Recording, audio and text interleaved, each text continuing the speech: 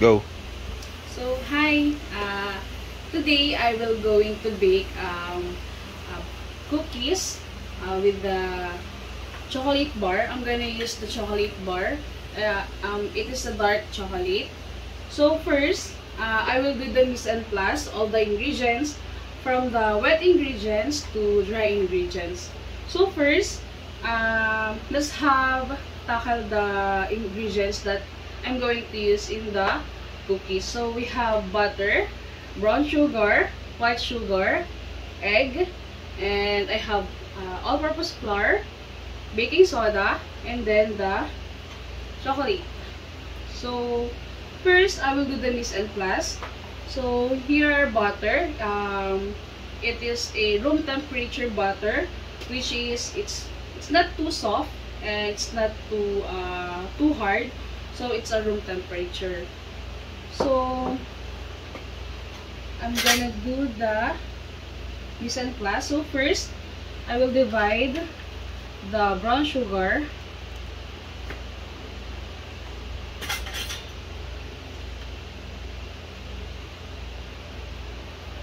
So it is a 1/2 cup of brown sugar. Next is the white sugar. It is also a 1/2 cup.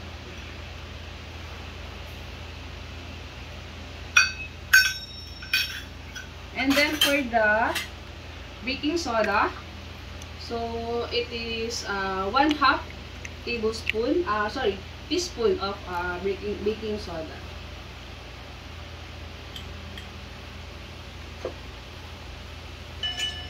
And then I already mise en place the chocolate. So it is it is a 1 cup of chocolate, dark chocolate. And then for the all-purpose flour, it is 1 cup and 1/4.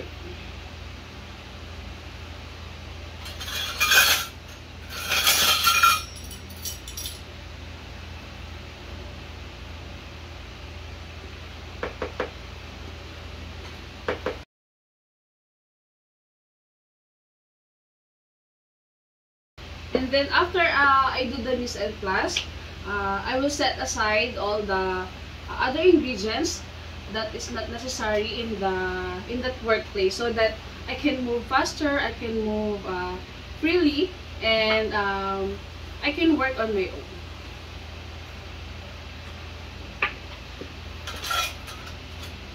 Pasok. So now I will combine all the wet ingredients.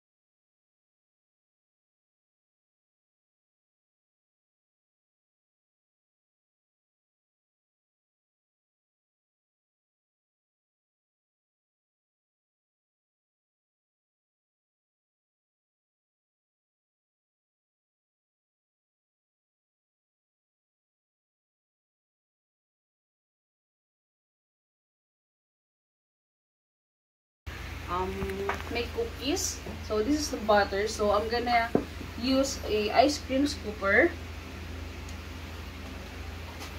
to scoop it and put it in the baking tray. So I already preheated our oven for 350 Fahrenheit.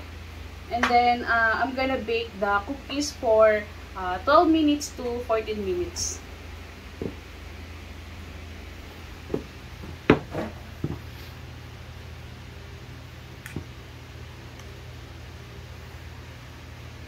Pwede